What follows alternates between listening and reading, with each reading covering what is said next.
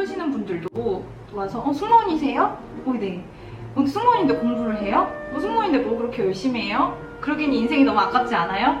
연애나 하자고 네, 그런 분도 있으시고 생각해보니까 열심히 산다고 꼭 행복과 나은 미래를 보장하는 것 같지는 않더라고요. 그러면서 저희 같은 의문이 크게 세 가지가 있었어요. 첫 번째,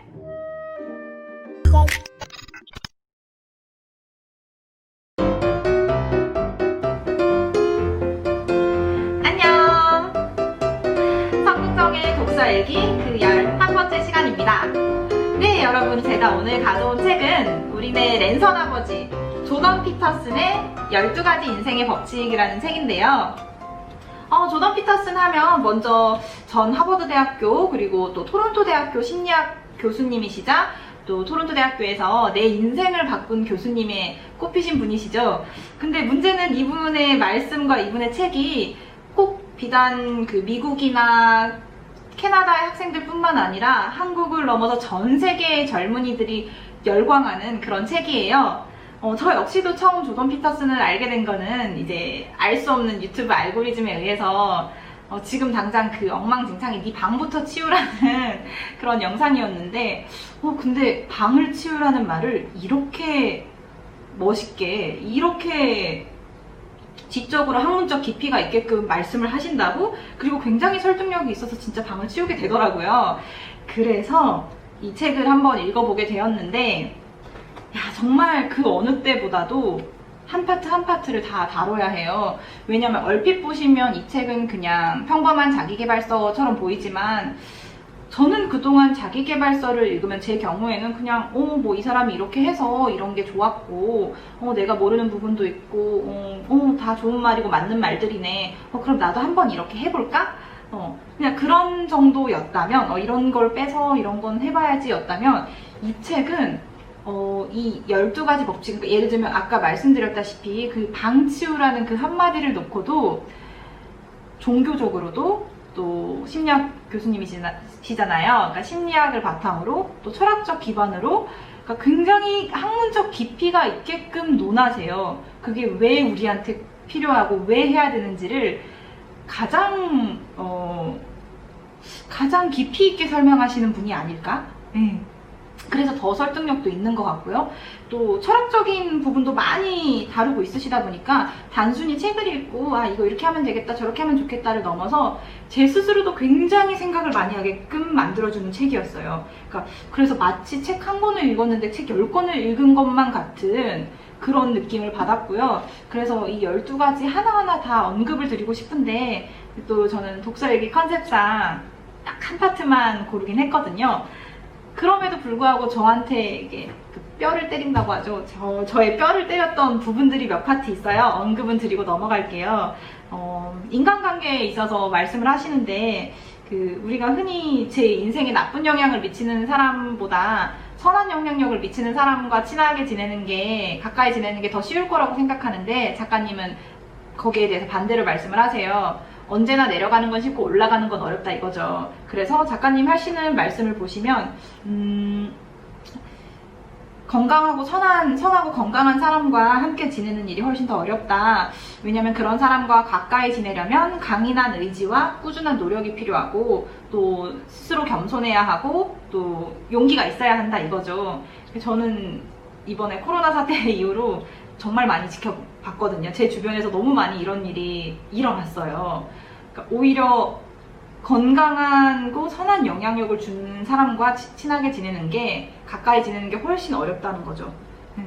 그리고 또 두 번째는 현재의 다른 사람과 비교하지 말고 당장 어제의 나와 비교를 하라. 그러니까 우리가 SNS를 하다 보면 알고 싶지 않은 것들을 많이 알게 되잖아요. 그러니까 항상 그들의 하이라이트와 저의 그냥 평범한 오늘날, 어쩌면 저의 최악의 순간을 비교를 하곤 하는데 그러기보다는 대단한 건 아니에요, 사실. 그러니까 아까 그 방 치우라는 말이 또 나오는데 그 방을 치우는 것도 어쩌면 어제보다 더 나은 오늘을 만들 수 있는 거죠. 왜냐면 깨끗하게 정리를 하고 다음날을 시작하면 훨씬 더 기분 좋게 분명히 어제보다 더 나은 하루를 시작할 수 있다는 거죠. 그러니까 내가 이제 뿌듯한 일을 했거나 스스로에게 수고했다라고 격려를 해줄 때 따뜻한 커피 한 잔의 여유를 느낀다든지, 저는 이제 그런 저 스스로의 보상, 저 스스로의 선물로 이제 바스밤이라고 이제 그 볼 있잖아요. 그거 이제 꼭 하는데 정말로 네, 어제보다 나은, 같은 하루였지만 어제보다 나은 하루가 되더라고요. 그런 부분도 좋았고, 또 뭐가 있을까요? 우리가 요즘 키워드, 멘탈 관리라는 키워드가 있잖아요. 근데 그 자존감 높이기, 멘탈 관리법, 그 어떤 것보다도 정말 와닿았던 말이 정직에 대한 가치였어요. 제가 작년에 한참 꽂혀 있었던 이 키워드가 왜 우리는 정직해야 할까였는데, 작가님 이 책에서 이제 그 파트가 나오거든요. 그러니까 정직한 삶이야말로 우리 정신 건강을 훨씬 더 건강하게 만들고, 그 어떠한 위협, 위기에도 우리 멘탈을 더 고결하고 충만하게 만들 수 있다. 그러니까 그게 또 우리의 삶에 미치는 영향. 이 파트도 또 정말 어마어마한 파트였고, 또 뭐가 있을까요? 인생에서 그 불행하다고 일상에서 할 일이 사라지는 것이 아니다. 너무 맞는 말인데, 너무 맞는 말인데, 제가 사실 이제 2달 만에 업로드를 하는데, 이제 6월, 7월 이렇게 거의 그냥 바닥을 찍었었거든요, 한번. 멘탈적으로. 너무 사건, 사고가 많아가지고, 이제 바닥 한번 찍고 이제 올라오는데, 이제 이 책이 하드캐리를 해줬죠. 하드캐리를 해주면서, 라방을 하면서, 이제 일은 생기지만, 제가 할 일이 사라지는 건 아니더라고요. 근데 그때 이제 할 일을 하면서 또 지혜롭게, 생긴 위기들과 이를 어떻게 슬기롭게 극복해 나갈 수 있을지, 거기에 대한 팁과 조언도 많이 얻었고요. 또 마지막으로는 이거는 이제 작가님 친구분이 마지막에 이제 조그만하게 서평 비슷하게 넣어주신 부분이 있는데, 작가님도 말씀하시고 작가님 친구분도 말씀하시는데, 그러니까 우리가 이데올로기에 갇힌 사람들에 대한 얘기를 해요. 그 이데올로기에 갇힌 사람들은 이 복잡한 세상을 아주 완벽하게 만들 해결책이라고 하면서 외치지만, 정작 그 혼돈에 빠진 이 자기 자신의 내면조차, 내 삶조차 해결을 하지 못하면서 이것만이 있고 이것만이 해결책이고, 이것이 주도권을 잡으면 모든 것이 해결이 돼, 좋은 곳으로 만들고 이렇게 할 수 있어. 이 부분도 참 정말 띵언이었거든요. 네, 이외에도 당장 그 방부터 치워라 등등등등 많은 파트가 있는데, 제가 오늘 써내려갈 독서 일기, 제가 하나 다루고 싶은 파트가 하나 있어요. 그럼 본격적으로 그 얘기를 한번 해볼까요? 고고고!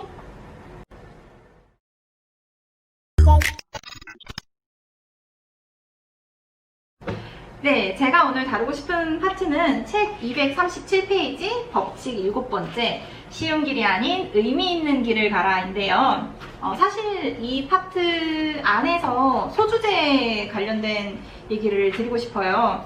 제가 요즘에 라방하고 있잖아요. 라이브 방송 스터디 윗미라고 해서 그 한국 시간으로 저녁 7시부터 새벽 3시 반까지 일을 마치신 직장인들, 학교 수업을 마친 대학생들, 또 고등학생들, 중학생들, 그냥 개인적으로 공부하시고 싶으신 분들, 이렇게 해서 함께 공부하는 방송을 하는데, 제가 이 방송을 하고 한날은 제 친구가 저한테 그런 말을 해요.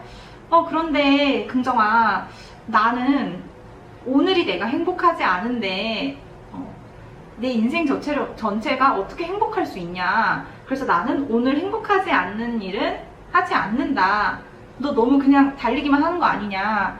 근데 이 얘기를 딱 듣는데 순간, 제가 이 라이브 방송을 꾸준히 하면서 심지어 제 가족분들, 저랑 정말 친한 분들이 그런 말을 진짜 많이 했어요. 그 너무 열심히 하는 거 아니야? 근데 어제도 어떤 분이, 그 모르시는 분들도 와서 승무원이세요? 네. 근데 승무원인데 공부를 해요? 승무원인데 그렇게 열심히 해요? 그러기엔 인생이 너무 아깝지 않아요? 연애나 하자고 네, 그런 분도 있으시고. 근데 저는 항상 이제 그럴 때면 말씀은 드려요. 그런데 저는 인생에서 지금 가장 열심히 안 살고 있는데요. 네. 왜냐면 그래봤자 6시간 공부하는 게 다예요. 순공으로는 6시간. 왜냐면 중간에 쉬는 시간 있고 저녁 시간 있고 막 이러니까. 물론 이제 통으로 보면 한 8시간 반 이긴 한데, 그러니까 여기서 제가 의문이 들었어요. 그러게, 왜 사람은 열심히 살까? 왜 사람은 열심히 살아야 한다면서도 열심히 사는 사람에게 걱정을 할까? 생각해보니까 열심히 산다고 꼭 행복과 나은 미래를 보장하는 것 같지는 않더라고요. 그러니까 그러면서 저희가 든 의문이 크게 3가지가 있었어요. 첫 번째, 열심히 산다고 꼭 행복을 보장하는 것인가? 두 번째, 열심히 살지 않아도 충분히 행복할 수 있다면 굳이 열심히 살 필요가 있을까? 세 번째, 약간 민망하지만 또 가로 치고 얘기할게요. 좀 작게. 그렇다면 나는 인생에선 가장 열심히 안 살지만, 그렇다면 나는 왜 지금 열심히 살고 있을까에 대한, 그러니까 제가 지금 나아가는 이 길에 대한 근본적인 의문을 들게 했었거든요. 책을 읽으면서. 그래서 이 책에 이제 쉬운 길이 아니라 의미 있는 길을 선택하라는 이 주장, 법칙에 대한 근거로 작가님이 그런 말씀을 하세요. 그 희생으로 미래가 나아진다 라는 말. 그래서 너무너무 기대한 파트인 거예요. 제가 어머, 그래, 어떻게 보면 열심히 하는 게 이게 희생으로 미래가 나아지고, 열심히 해서 행복을 보장한다는 게 희생으로 미래가 나아진다라는 거와 일맥상통할 것 같은 거예요. 그래서 열심히 읽었는데, 근데 이제 아무래도 이 주장의 근거로 언급하신 부분이라 내용이 그렇게 많지도 않을 뿐더러 작가님이 하신 말씀은 그거예요. 그러니까 의학전문대학원에 입학하는 학생이 있다고 친다면 그 학생은 학부 때 술자리를 갈 게 아니라 열심히 공부를 해야 할 것이다. 그게 그 학생을 위해서 나은 것이고, 당연히 그 오늘의 희생으로 더 나은 미래, 본인의 목표와 꿈을 이룰 수 있는 그 미래가 보장이 된다. 그리고 또 예시를 드시는 게 이제 카인과 아벨의 얘기, 뭐 이렇게 해서 이제 만족 지연이라는 개념에 대해서 설명을 하시는데, 근데 해소가 안 되는 거예요. 왜냐면 꼭 그렇지 않은 경우도 많으니까. 그래서 제가 이 얘기를 두고 한 3일 정도 고민을 했던 것 같아요. 그래서 저 스스로도 충분히 고민을 하고, 주변 지인들께도 여쭤보고, 뭐 제 롤모델 어머니께도 여쭤보고, 주변 친구 이제 국문학과 지금 이대 나온 언니 한 명 있거든요. 이제 거기도 한번 물어보고, 예술 하시는 분도 물어보고, 그리고 제가 생각하는 인생을 열심히 사는 분들께 다 물어봤어요. 그렇게 대화를 하고 제 스스로 제 상황에 적용시키고, 또 이 책의 내용을 바탕으로 제가 이제 스스로 저는 정리를 했어요. 제가 한 정리는, 먼저 그 1번에서 제가 그런 말 했잖아요. 과연 이렇게 열심히 사는 것은 내 삶의 행복을 보장하는가? 그러니까 저는 여기에 있어서 2가지의 키워드에 대해서 단어 정리부터 했거든요. 행복과 희생. 먼저 이 행복은 돌이켜보니, 그러니까 제 삶을 한번 돌이켜보니, 저 되게 성긍정이잖아요. 그러니까 제가 이 성긍정일 수 있는 지금 이 긍정적이고 만족하는 이 삶이 보니까 과거에 했었던 작은 희생들이 모여서 지금의 제가 만족하는 뭐 에미레이트 승무원으로서의 삶, 그리고 유튜버로서의 삶, 이 모든 게 다 과거의 작은 희생들로 인해서 제가 누리고 있고 만족하고 있더라고요. 그리고 또 그 다음 제가 또 어떤 삶을 살지는 모르겠지만 지금 이 만족하는 이게 좋으니까, 그리고 제 역사가 그러해 왔으니까, 이 작은 희생들로, 지금의 작은 희생들도 또 그렇게 할 것이고, 그리고 이미 저는 그걸 경험했으니까 지금의 이 작은 희생들이 이미 저는 행복한 거예요. 왜냐하면 행복이 올 거라고 믿고 있고 그걸 알고 있으니까요. 그래서 행복이 이렇게 지금 희생으로 그 먼 미래에 있다기보다는 지금 당장도 나는 충분히 만족하고 행복하고, 이 만족도 결국에 과거에 희생해서 왔었구나 라는 생각을 해요. 그리고 또 이제 생각하는 거는 2번째, 그러니까 굳이 노력하고 열심히 하지 않아도 충분히 멋진 미래와 행복을 보장할 수 있다면 굳이 지금 노력을 해야 하나. 이 부분에 있어서는 제가 드리고 싶은 말은, 그러니까 저는 제 역사가 과거의 작은 희생들로 오늘의 만족감으로 이어졌으니까 그 역사 덕분인지 아무것도 안 하면 좋지 않은 미래가 올 것 같은 거죠. 한마디로 불안한 거죠. 그죠? 그러니까 어떻게 보면 지금 이 순간에 저의 불안증을 해소해 줄 수 있는 그런 부분이 아닐까. 그래서 2번도 오케이, 내가 뭐 하루하루를 불안해 사느니 그냥 충분히 충만하고 조금은 뭐 고생스럽더라도 정신적으로 충만하고 내가 만족한다면 그걸로 괜찮은 것이 아닐까. 그래서 2번도 해결. 그리고 3번 또 민망하지만 그러니까 나는 왜 열심히 살까인데, 그러니까 제가 또 생각을 하다가 이제 이른 게, 항상 이제 제 과거의 역사를 얘기를 했잖아요.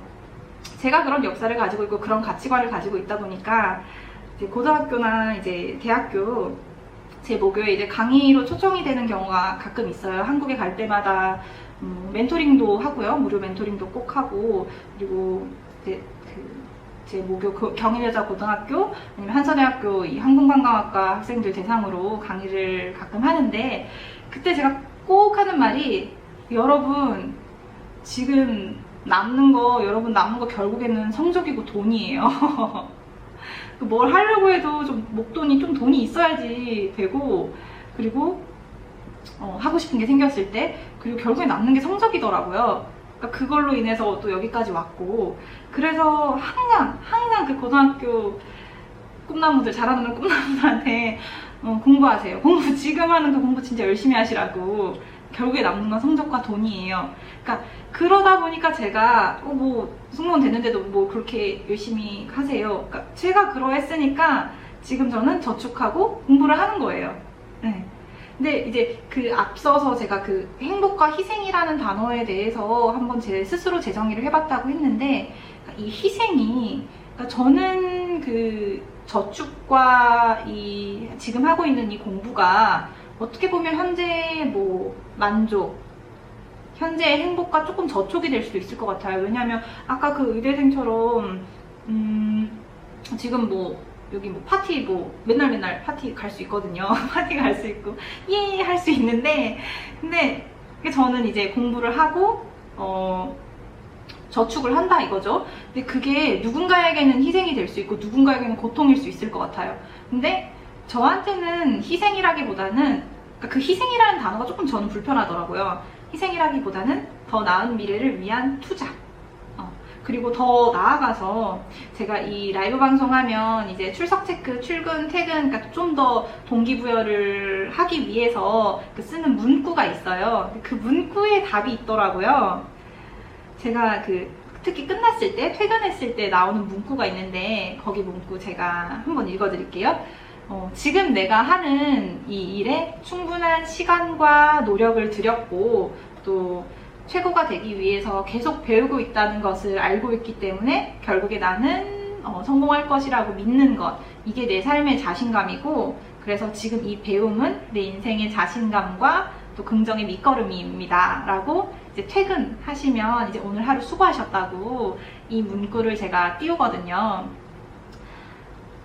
네, 그러니까 이 열심히 사는 삶이 저에게 있어서는 희생이라기보다는 투자인 거죠. 그리고 충분히 행복합니다. 충분히 만족하고 있고 행복하고 충만해지는 삶을 살고 있기 때문에, 그래서 책이 저한테 생각을 정말 많이 하게 해주었고, 또 제가 나아가는 이 삶, 가치에 대해서도 다시 한번 생각을 하게 해주어서, 이제는 그 누가 저에게 뭐 우려가 섞인 말, 뭐 격려를 해준다든지 뭐 여러 가지 경우가 있을 텐데, 그리고 제 스스로가, 가장 큰 건 제 스스로가 흔들리지 않고 나아갈 수 있다는 것,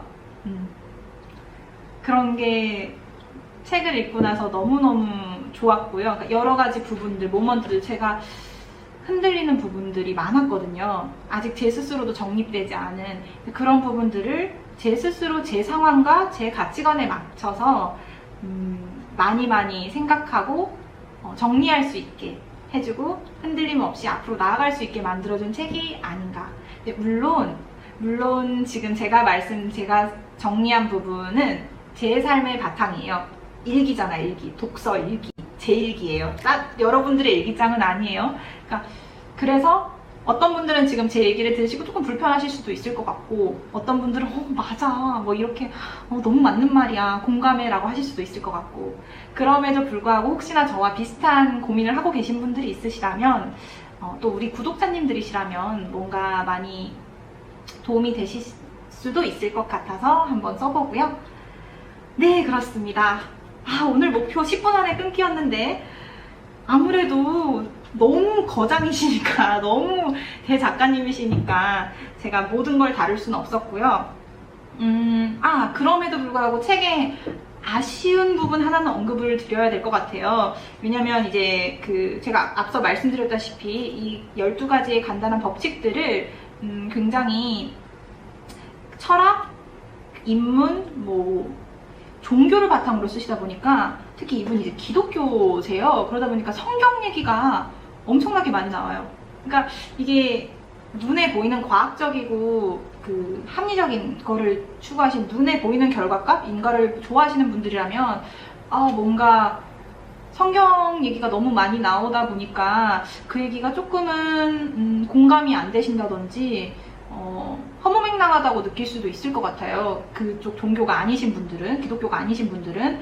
근데 그럼에도 불구하고 오히려 저는 그것도 의미가 있다라고 보는 게, 저 역시도 기독교인은 아니고 성경을 한 번도 읽어본 적이 없어요. 하지만 이 덕에 성경에 대해서 많이 알게 됐고, 북튜버로서 저는 개인적으로 전 세계에서 가장 많이 팔린 책이 성경이잖아요. 그래서 베스트셀러. 그러니까 한 번쯤은 읽어보고 싶다? 그러니까 뭔가 솔로몬의 지혜를 우리가 읽듯이 성경도 한 번쯤은 내가 꼭 읽어봐야 하지 않을까, 북튜버로서 그런 생각을 했었거든요. 그래서 이해가 안 될 수도 있지만 또 때로는 그런 스토리를 통해서 굉장히 많은 지혜와 또 생각해보지 못한 부분도 얻을 수 있고요. 그래서 그 부분은 조금 아쉬울 수 있고, 그 부분은 이제 만약에 제 영상을 보시고 이 책을 읽으시면 좀 참고하시고 읽으시면 좋을 것 같아요. 그런 점을 감안하더라도 저는 이 책 너무너무 추천하고요. 지금 인생이 조금 혼란스러우시다든지, 아니면 뭔가 열심히 하고는 있는데 이거가 맞는 건지 스스로 의문이 드시는 분들의 반드시 추천하는 올해의 필독서입니다. 네, 그렇습니다. 제가 오랜만에 찾아왔는데요. 그래서 이제 옷도 한번 바꿔봤어요. 바꿔보고 지난 한 2달 동안, 아까 바닥 한번 찍었다고 했는데 2달 동안 한 8권 정도 책을 읽은 것 같거든요. 그래서 다시 꾸준히 또 더 좋은 책, 더 좋은 내용으로 또 찾아오도록 하겠습니다. 이상으로 긴 영상 시청해주셔서 대단히 감사하고요. 그럼 다음에 또 만나요. 안녕! 감사합니다.